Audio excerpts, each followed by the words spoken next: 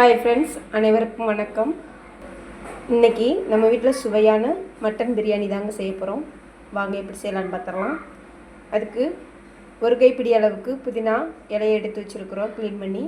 2 தக்காளி பொடிசாக கட் பண்ணி எடுத்து வச்சுருக்குறோம். பெரிய வெங்காயம் 3 நீல வாக்கில் கட் பண்ணி எடுத்து வச்சுருக்குறோம்.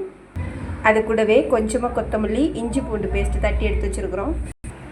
பிரியாணிக்கு தேவையான அரிசியை 1 ஸ்பூன் எண்ணெய் விட்டு ஊற வச்சுருக்குறோம். பிரியாணிக்கு தேவையான மட்டன் எடுத்து வேக வச்சு வச்சுருக்குறோம். இதில் என்னென்ன போட்டு வேக வச்சுருக்குறோன்னா, இஞ்சி பூண்டு பேஸ்ட்டு, புதினா இலை, கொஞ்சமாக தனி மிளகாத்தூள், மஞ்சத்தூள், pepper powder, garam masala, mutton masala கொஞ்சமாக சேர்த்துருக்குறோம்.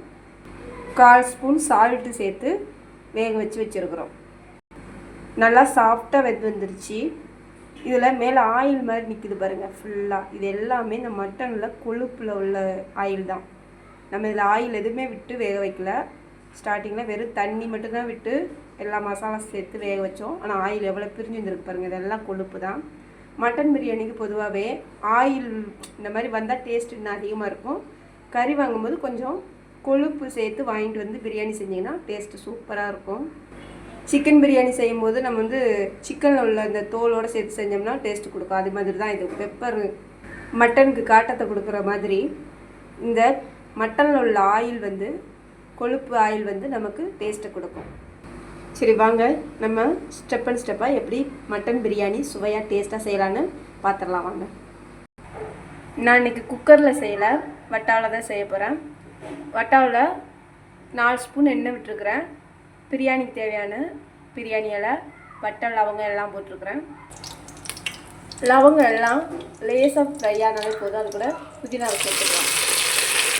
புதினா எல்லாம் சேர்க்கும்போது கொஞ்சம் தண்ணி இல்லாமலே எடுத்து சேர்த்துக்கோங்க, இல்லைன்னா பட்டு பட்டுன்னு தேடி போகும் முடியலாம்.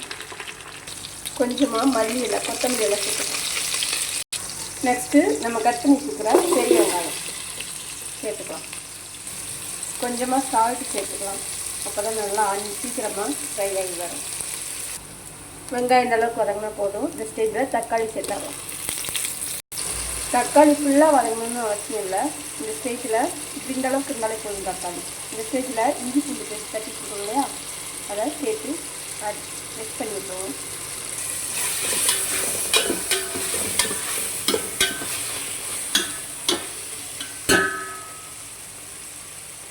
நெக்ஸ்ட்டு நம்ம வேக வச்சு வச்சுருந்த மட்டனை சேர்த்துடலாம்.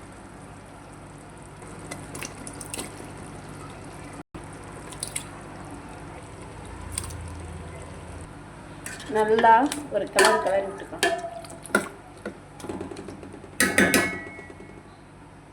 நெக்ஸ்ட்டு மஞ்சத்தூள், தனி மிளகாத்தூள், பிரியாணி மசாலா, இந்த 3 அதில் சேர்க்க போகிறோம். நம்ம ஆல்ரெடி கறி வேக வைக்கும் போதே மஞ்சத்தூள், தனி மிளகாத்தூள், மட்டன் மசாலா இதெல்லாம் சேர்த்தோம். அதனால் இப்போ கொஞ்சமாக தான் மசாலா சேர்க்கணும். இந்த அளவுக்கு நல்லா மிக்ஸ் பண்ணி விட்டுட்டு ஒரு 5 நிமிஷம் சிம்மில் வச்சு மூடி போட்டு வச்சிடலாம். 5 நிமிஷம் ஆயிடுச்சு. இப்போது நம்ம இதில் நம்ம தண்ணி சேர்த்து மிக்ஸ் பண்ணி விட்டுக்கலாம். நான் 3 கப்பு தண்ணி ஊற்ற போகிறேன். இதில் 1.5 கப் அரிசி எடுத்துருக்குறேன். 1 கப்புக்கு 2 கப் தண்ணி, 1.5 கப்புக்கு 3 கரெக்டான அளவு ஊற்றி மூடி வச்சிடலாம். கொதிச்சோடனே அரிசி போட்டுடலாம். தண்ணி கொதிச்சிருச்சு. இந்த ஸ்டேஜில் நம்ம தண்ணி இல்லாமல் அரிசி சேர்த்துக்கலாம்.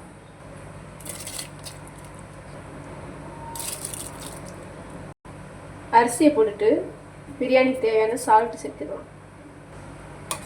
நல்லா கறியோட அரிசி சேர்த்து ஒரு கலரி மிக்ஸ் பண்ணி விட்டுட்டு ஒரு மூடி போட்டு அப்படியே சிம்லேயே ஒரு 10 நிமிஷம் வச்சா சூப்பராக அரிசி வெந்து வந்துடும்.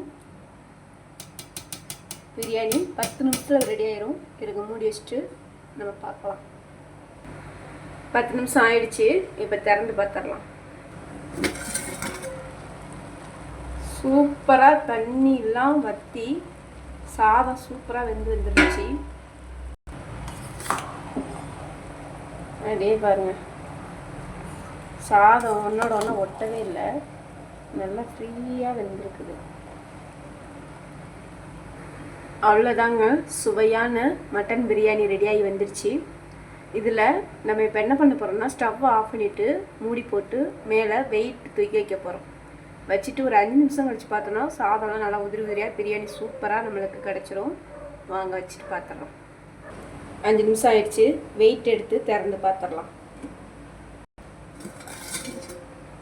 வா, சூப்பராக இருந்துச்சுங்க பிரியாணி. நம்ம குக்கரில் செஞ்சால் கூட இந்த அளவுக்கு சாப்பாடு உதிரி உதிரியாக பாருங்கள், புல புலன்ட்டு ஒன்னோட ஒன்று ஒட்டவே இல்லை, அழகாக வந்துருச்சு. எனக்கு குக்கரில் செய்கிறத விட இந்த மாதிரி பாத்திரத்தில் செய்கிறதான், பிரியாணினாலே எனக்கு பாத்திரத்தில் செய்கிறது தான் ரொம்ப பிடிக்கும். குக்கரில் செய்கிற டேஸ்ட்டை விட பாத்திரத்தில் செஞ்சு பாருங்கள், அவ்வளோ டேஸ்ட்டாக இருக்கும். பிரியாணி சாப்பிட்றதுக்கு அவ்வளோ டேஸ்ட்டு ஒரு லெவல் சொன்னோம்னா சாப்பாடு உதிரி உதிரியாக இருக்கும். குக்கர்லன்னா சேர்ந்த மாதிரி இருக்கும் எனக்கு. அவ்வளோதாங்க. இதில் அப்படியே கொஞ்சமாக கொத்தமல்லி இலை தூவி விட்டுட்டு எடுத்து சாப்பிட வேண்டியதான். ஓகே ஃப்ரெண்ட்ஸ், நம்ம இதோட இந்த வீடியோவை கட் பண்ணிடலாம். நீங்களும் இதேமாதிரி செஞ்சு சாப்பிட்டு பாருங்கள். சாப்பிட்டு பார்த்துட்டு எப்படி இருக்குன்னு எனக்கு கமெண்ட்டில் சொல்லிவிடுங்க. Okay, tata, bye bye. Thanks for வாட்சிங். தேங்க்யூ.